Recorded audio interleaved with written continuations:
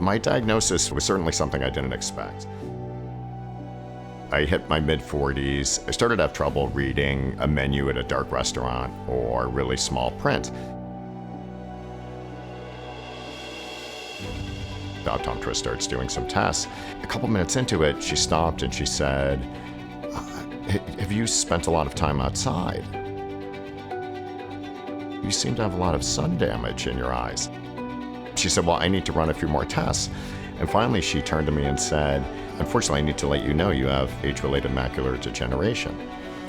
And I'd never heard of that. And at first, I was kind of embarrassed about that, as I actually work in healthcare and had worked in it for years. When it sunk in, it was kind of terrifying.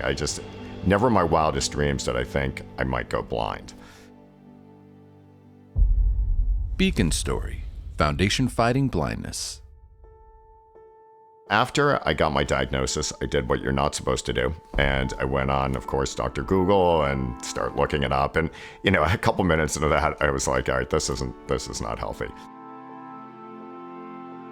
However, in that search, I literally just stumbled on Foundation Fighting Blindness. I thought, wow, this is an organization I could get involved in. And I just reached out and called them because I think they did have some information on how you could fundraise for them.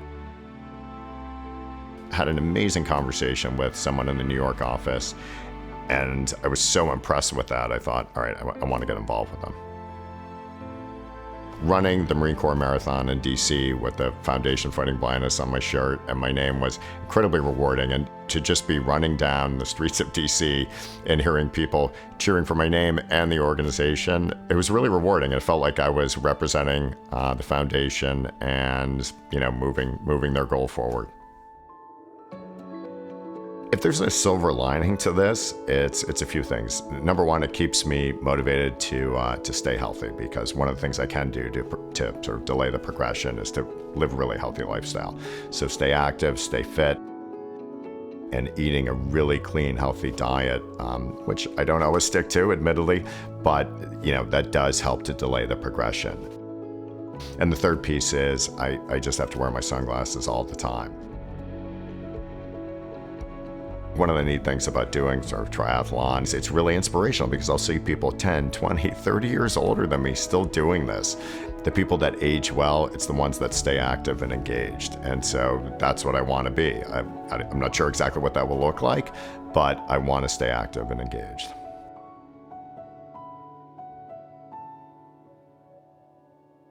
Check out Sean's story at fightingblindness.org/beaconstories.